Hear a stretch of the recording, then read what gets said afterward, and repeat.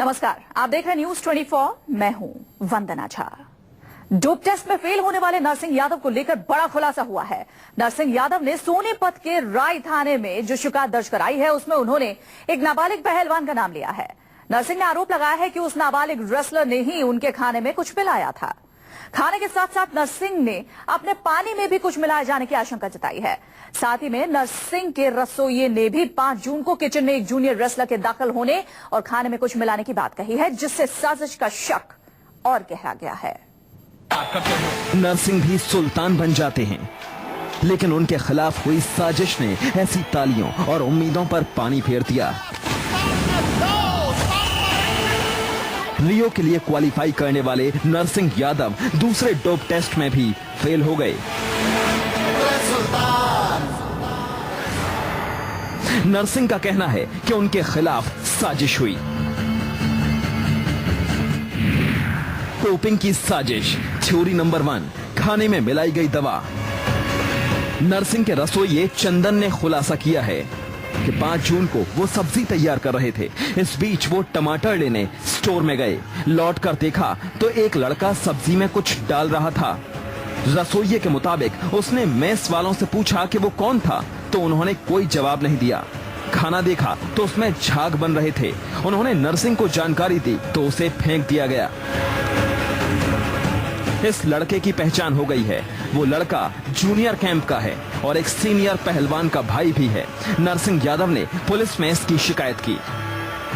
पूरा सब कुछ मेरे खिलाफ साजिश हुई है। तो उसका जैसे पिछले 5 तारीख को एक लड़का देखा गया था जो खाने में कुछ पदार्थ मिला रहा था, तो उसकी मैंने कंप्लेंट्स राय थाने में दी है और उसकी मैंने यही मांग की कि उसकी जल्द कुछ ही जाँच होनी चाहिए, जिससे कि सच का सच सामने आए सभी से।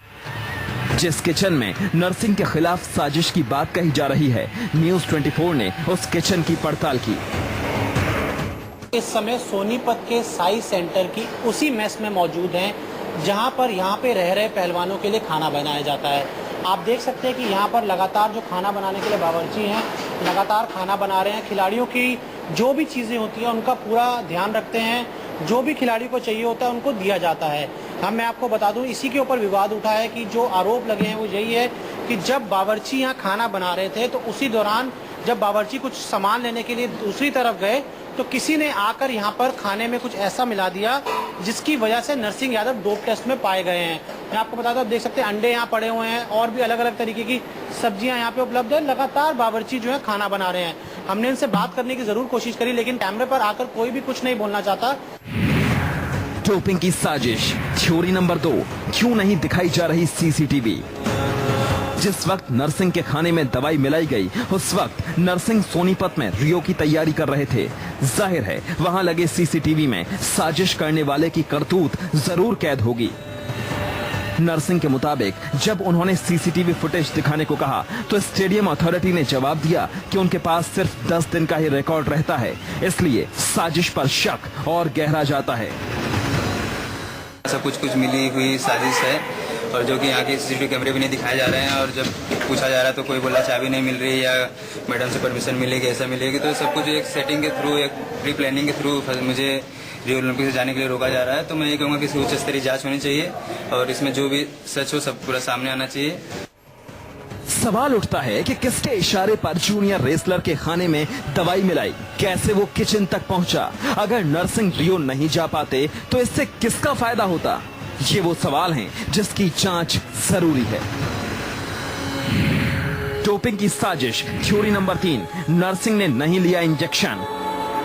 शक्ति बढ़ाने के लिए एथलीट इंजेक्शन के जरिए प्रतिबंधित दवाई लेते हैं, लेकिन नरसिंह के शरीर में जो दवाई गई वो मुंह से गई हैं, यानी उन्हें किसी ने अनजाने में दवाई खिलाई। केंद्रीय खेल मंत्री विजय गोयल ने एक बार फिर कहा कि इसकी जांच होगी। मेरी सारी चिंता है खिलाड़ी जाएगा या नहीं जाएगा, उसकी रिपोर्ट आ जाए, उसको देखने के बाद खिलाड़ी जाएगा या नहीं जाएगा वो चिंता है। मेरी चिंता अभी रियो ओलंपिक की है। जो कंप्लेंट हम आएगी उसके बारे में मैंने आपको बताया, कानून अपना काम करेगा। डोपिंग की साजिश थ्योरी नंबर 4, दवाई वजन बढ़ाने वाली है।